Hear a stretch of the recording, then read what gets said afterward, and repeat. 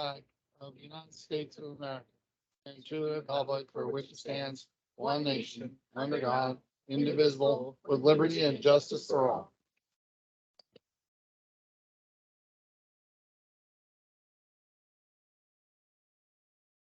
Cecily, roll call, please. Counselor Gorley? Here. Counselor Richards? Here. Counselor Sanchez? Here. Counselor Thorstad? Yes. Counselor Trask? Pro Tem Mahler? Here. Mayor Coleman? Present. Let the record show that we have 6 present and 1 on his way. Before we get started, I just want to make an announcement, and I want to thank City Manager Young and the rest of the staff who's arranged this opportunity for us. We discussed at the last meeting last week at the informational session that was held on request of Army Corps of Engineers that we would have future meetings. So the next meeting, we'll be having a question and answer time on Tuesday, December 5th at 5:30 at the Jim Riggs Center.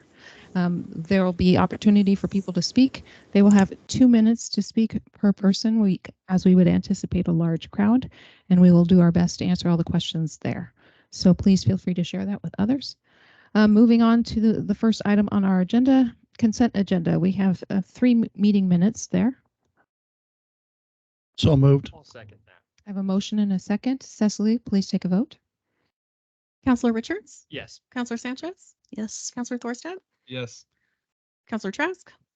Pro Tem Mahler? Yes. Mayor Coleman? Yes. Counselor Gorley? Yes. Let the record show that we have 6 yeses and 1 absent. Moving on, recognition of visitors and hearing of petitions.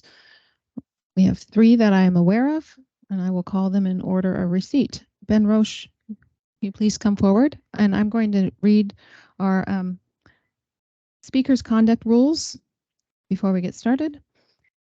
Citizens acknowledged by the chairperson to address the council shall step up to the microphone, give his or her name, address, and subject matter of their comments in an audible tone of voice for the record, and unless further time is granted by chairperson, shall limit their address to 3 minutes. All comments shall be made to the entire council, not to any single member or to staff. Any questions for council members or staff shall be presented through the chairperson. The council will determine the disposition of any issues raised and determine from there. Go ahead, Ben. Thank you. My name is Ben Roach. I reside at 2551 Boston Street in Albany, Oregon. I am here on behalf of the manufactured housing industry and to residents of Sweet Home who are interested in having affordable homes within the city limits. The nature of my visit here today is I sent out a letter with some detail pertaining to the city building codes that have to do with accessory dwelling structures as well as manufactured homes within the city limits. As I just found out just Saturday, so apologize as I'm getting up to speed on your city ordinances. There are a couple of specific statements within the building code. I believe it's in section 17 pertaining to residential structures, and one of which is with manufactured homes and their size limitation.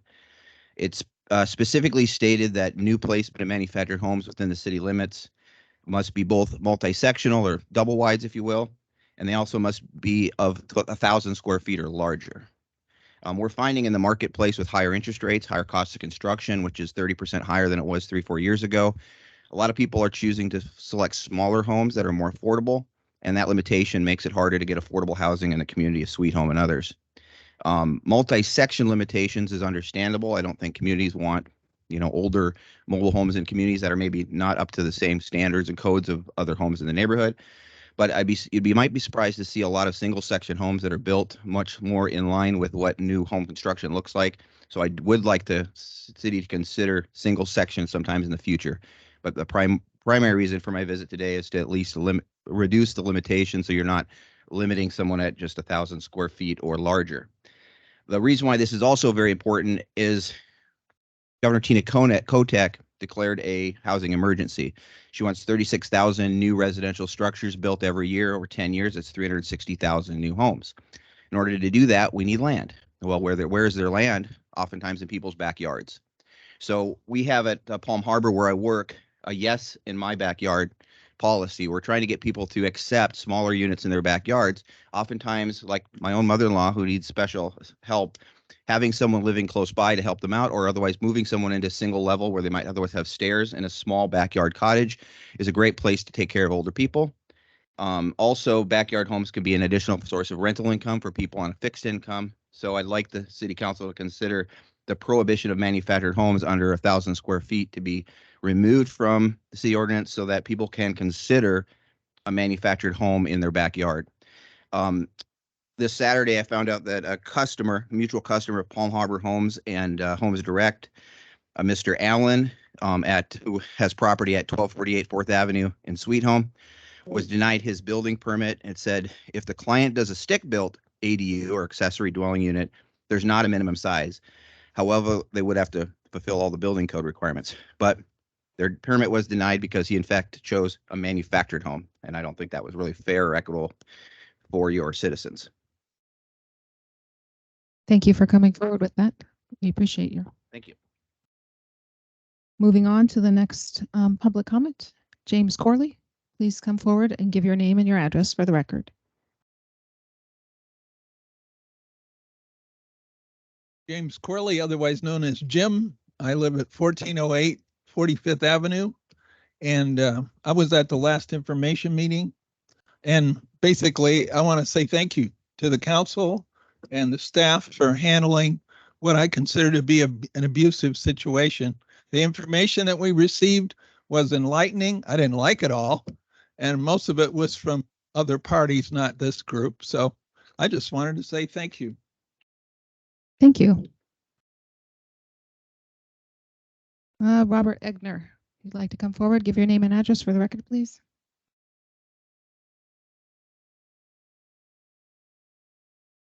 Robert Egner. I live at 28628 Ridgeway Road here in Sweet Home.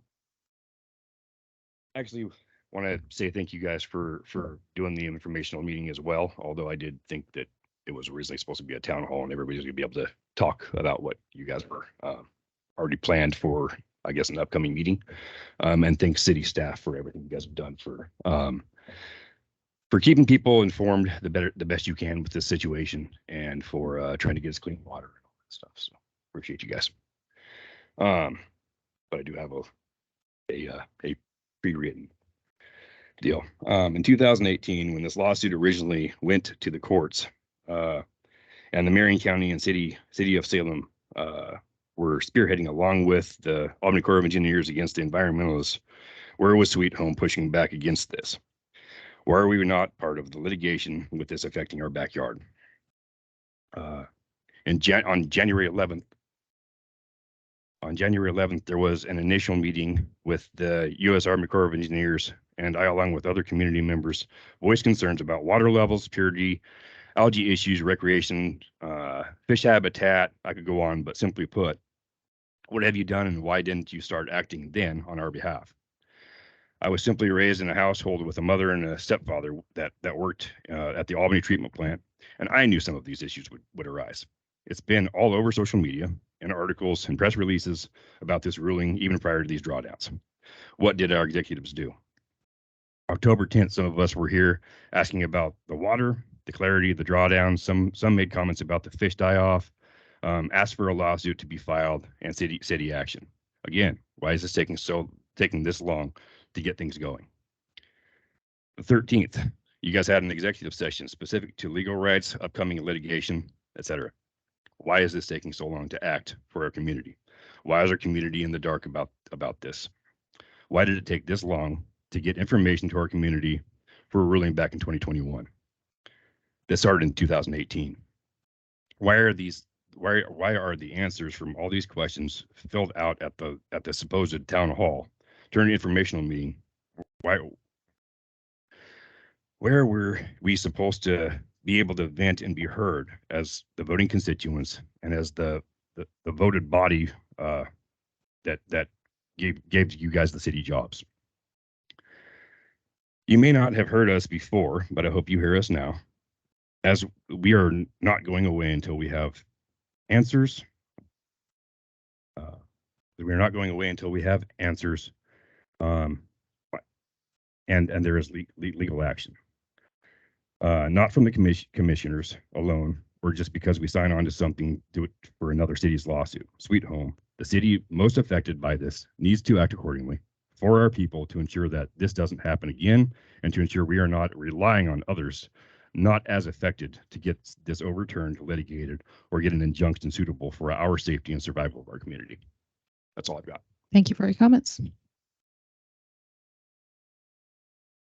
Moving on to the next item on our agenda, new business, request for council action approving resolution 34 to pursue potential litigation regarding Green Peter Reservoir. Staff report, please. Thank you, Madam Mayor and Council. So as you all are aware, this has been an ongoing issue, and the City of Sweet Home has been researching legal action since end of October and beginning of November. And as you also are aware, we have been spearheading the coalition that has been bringing the commissioners into looking at litigation, talking to our congresswoman and our state representatives as well. And this resolution is talking about continuing to pursue exploring litigation. As you know, we've talked to multiple law firms. We have been looking at exploring all of the options. Once we have a clear path, we will be bringing that back to council to make a final decision on that. But this is a resolution discussing further pursuit of litigation, as well as continuing working on either finding a solution outside of litigation or pursuing litigation further. So, are there any questions regarding this? Any questions from councilors? Madam Mayor, I'd like to make a motion to approving resolution number 34 to pursue potential litigation regarding Green Peter Reservoir. I'll second that. I have a motion and a second. Cecily, please take a vote. Counselor Sanchez, Yes. Counselor Thorstad, Yes. Counselor Trask, Yes. Pro Tem Muller, Yes. Mayor Coleman, Yes. Counselor Corley, Yes. Counselor Richards. Yep. Let the record show that we have 7 ayes and no nays to approve resolution number 34, resolution to pursue potential litigation regarding Green Peter Reservoir. Madam Mayor, if I may, I want to apologize for being late. I was with a contractor in my house and I just lost track of time. So I apologize and it won't happen again. My first time ever in 10 years. Thank you. Moving on to the next item on the agenda, request for council action, ordinance granting franchise renewal to Comcast. Staff report, please. This is the franchise agreement with Comcast. It's for 10 years. That was the extent of the last one.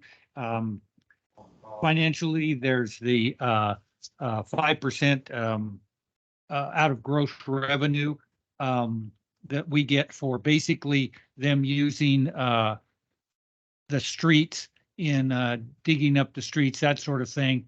For that privilege to do that, we are allowed a 5% of their gross revenues for the cable services.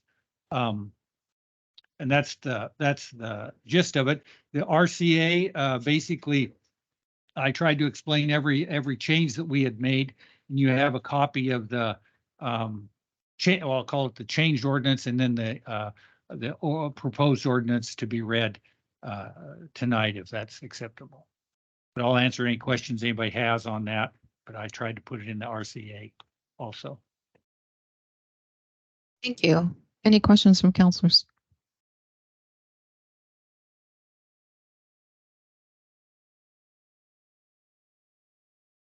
Okay. Entertain a motion. So moved. Second. I have a motion and a second. Cecily, will you please take a vote? Counselor Thorstad, Yes. Counselor Trask, Yes. Pro Tem Muller, Yes. Mayor Coleman, Yes. Counselor Corley, Yes. Counselor Richards. Yep. Counselor Sanchez. Yes. Let the record show that we have 7 yeses and no nays to conduct a first reading of the proposed ordinance.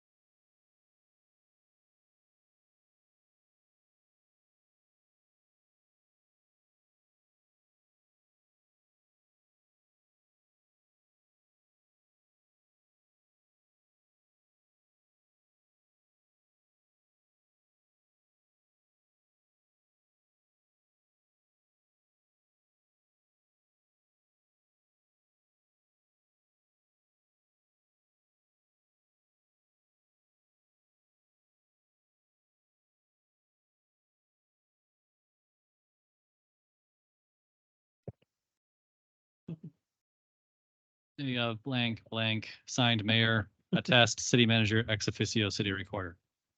That is the speed I like to have ordinances read. That's great. Thank you. Since we had a unanimous vote on that first reading, I am open to a motion for the second reading by title only tonight. So moved. Second. Have a motion and a second for the second reading of that ordinance by title only.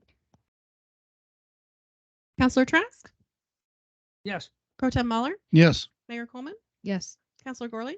Yes. Counselor Richards, Yes. Counselor Sanchez, Yes. Counselor Thorstad. Yes. Let the record show that we have 7 ayes to approve that ordinance to be read by title only for the second time. Ordinance bill number 17. Ordinance number, an ordinance of the city of Sweet Home granting a franchise to Comcast of Oregon 2, Inc. for the construction and operation of a cable system. Thank you. All right, the next item on the agenda, reports of committees. I'd like to make an announcement regarding the ad hoc committee on health. It will become a formalized full city committee in January that will meet quarterly. So if we can get the application for people for city committees updated to include that, that'll be helpful so that we can get people to apply. Any other reports from city committees?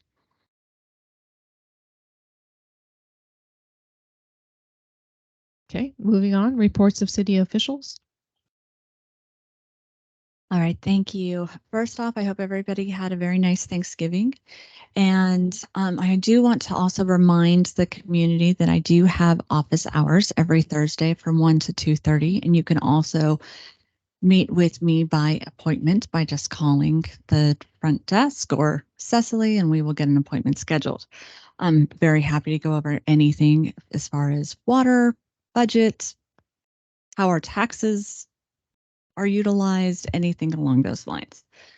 I also want to let everyone know that I will be out due to some health reasons starting December 8th. And I would like to recommend Director Blair Larson to act as interim city manager from December 8th through December 15th. I'd also like to recommend that Chief Jason Ogden be interim city manager from December 16th through December 25th. And then that Director Megan Daisy would be interim city manager from December 26th through January 1st. After that, both Director Springman and Director Pretty will be available, but I should be available as well and back into my regular duties, even if I'm not here in City Hall. And then also would like to let everybody know that our Christmas tree lighting starts at 5:30 this Friday on December 1st. There will be cookies and hot cocoa, and the singing Christmas tree will be available. And we'll also have Santa here for photos. So still working that piece out, but Santa should be coming from the North Pole soon. So, and that's it for me right now. Thank you. Thank you, City Manager Young. Mayor's report. First, I just want to extend my appreciation to all the councilors here.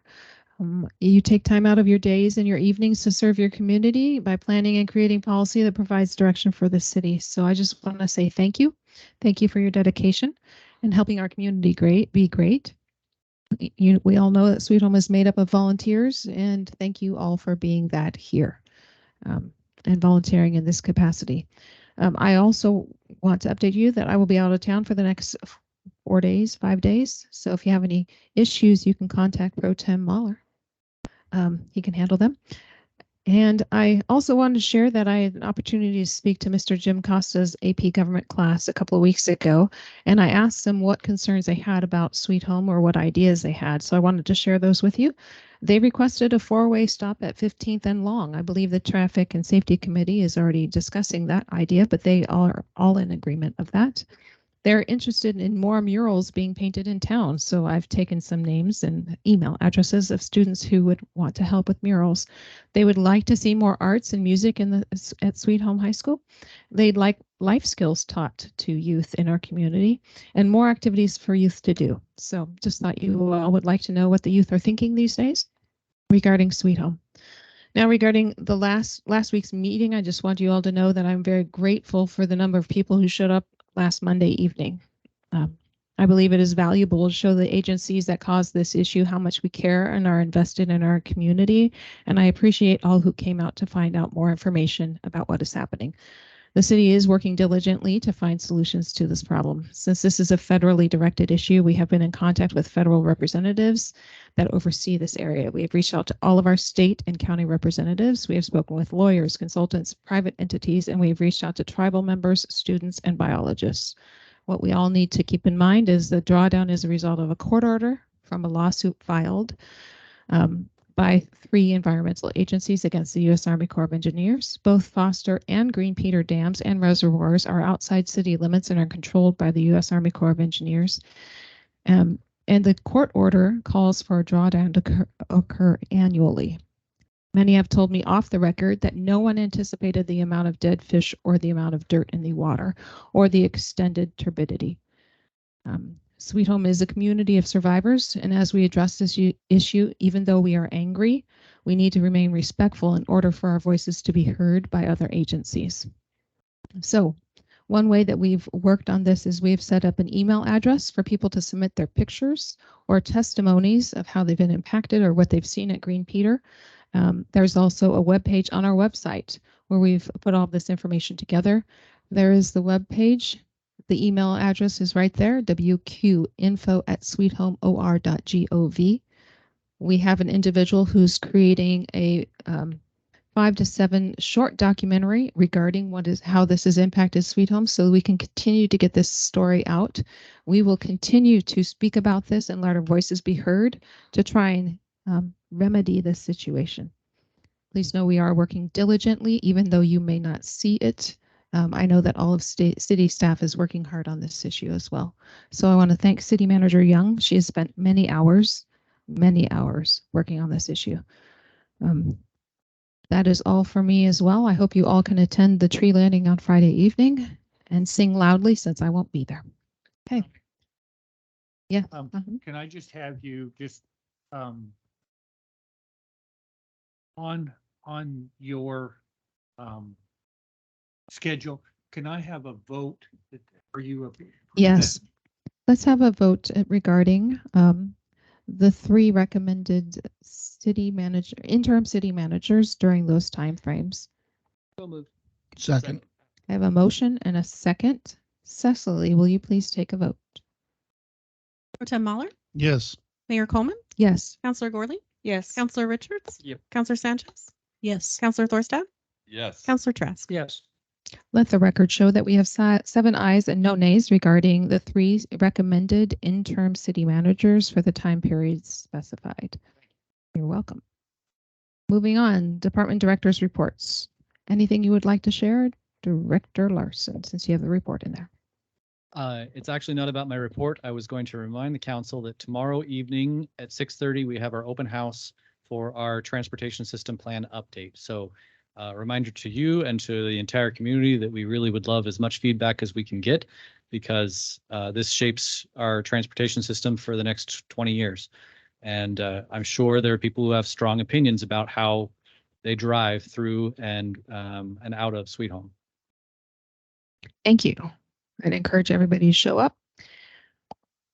Any other information from department directors? Mayor, if I may. Yes. I just want to remind everybody that we at the library on Saturday at 2 p.m. we have best-selling author Chris Patchell, who has a series of suspense murder mysteries that are set in Sweet Home.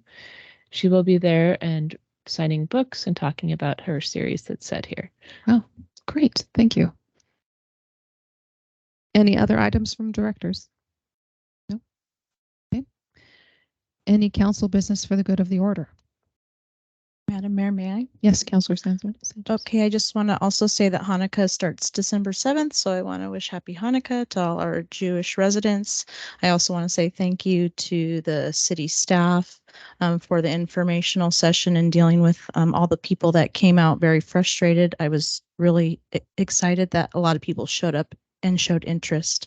The last thing is there a way that we can have what Ben Roach brought to the committee for the ordinance for the tiny homes or cottage homes on an agenda, or how do we go about that? Because I think I did mention something some years ago when we changed that, our cottage home's going to be affected, and I thought that we didn't have any interest in that, and now that we have interest or a housing crisis, I think it would be good to look into it. City Manager Young, can you explain, or Director Larson, whoever? I'm actually going to have Director Larson speak to this because there's quite a few different pieces. Certainly. So regarding, I think you mentioned cottage clusters. Those are permitted and allowed, and we're happy to take any application for anyone proposing a cottage cluster. The main thing that the gentleman brought up that is not permitted is if you want to place a manufactured home that is less than 1,000 square feet and is only one section, that is, it's not a double wide or a triple wide, but a single wide. The only place within the city where that can be done is within a manufactured home park. If you are looking to build an ADU, you have plenty of options. You can build a stick-built home. That's allowed, and there's no, for stick-built buildings in residential areas, there's no minimum square footage. We used to have a minimum of 1,000 square feet for all residential buildings. Now that limitation only exists for manufactured homes. And so those we welcome anybody's application for an ADU. In this case, with the property that he mentioned, it actually would qualify for a double wide to be placed as an ADU on that property. And so because that property does have sufficient room. The only limitation on the size of an ADU, besides the manufactured home limitation, is that an ADU can only be 75% of the primary home on the lot. And so in that case, based on what we're seeing from that property, you could have something in excess of 2,500 square feet because the home is quite large as it is. So our code is, as you know, has recently been updated. We have a number of things that we've added, both that have come from the state, but also that have come here locally. And we've increased densities in all of our residential zones. We allow residential activity in all of our commercial zones. And so there are lots of ways to have an affordable home in Sweet Home. We do have a lot of buildable land that is available also. No doubt you've seen plenty more duplexes under construction. We are seeing a big increase in the number of duplexes being constructed. Those are also quite affordable. So, and I'd be happy to take any other questions. If you wish to specifically allow single wides throughout the city, there is a process to do that. You can direct staff to bring that up before the Planning Commission and go through the process of amending our code for that to happen. And essentially, staff would draft a proposal. It would be looked at by the Planning Commission. They would have a public hearing on that matter, and then they would recommend it for approval, in which case it would come to you for your review and your approval, and then the ordinance being read 3 times as we do. Or if the Planning Commission decided not to move forward with it, it would stop at that point. So they could have a double wide on there, but they can't have a tiny home single wide on there. So it's important to understand what the differences are in different buildings. When most people talk about tiny homes, they are talking about a home that is on a trailer that has wheels on it and is towed. Our code doesn't differentiate that between that and a recreational vehicle or a trailer, and so those are treated the same. So if you want one of those that has wheels on it attached to it all the time, there's no place except for an RV park where those can be legally lived in. However, if you were talking about a small manufactured home that is like a single wide, then the only place that would be possible would be in a manufactured home park. That's the way our code is currently written.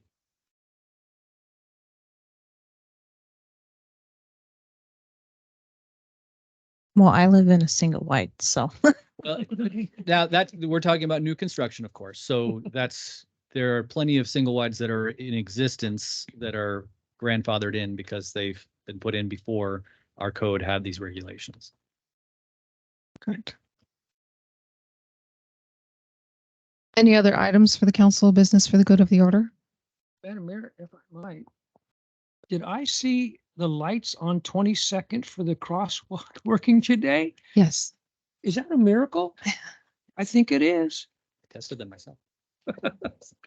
It's actually been on for maybe 45 days. Yes. And you've seen them, if somebody uses it and actually pushes the button, If they they do push the work. button, you'll see it. Yes. I've seen them come exactly. across, but they, It's yeah. been about a month and I've seen students and I thanked the students for pushing the button and Yep. using the button now that it's on. So yes.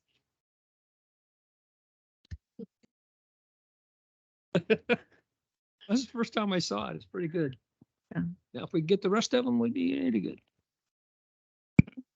Any other council business for good of the order? Okay. I close this meeting at 7:22.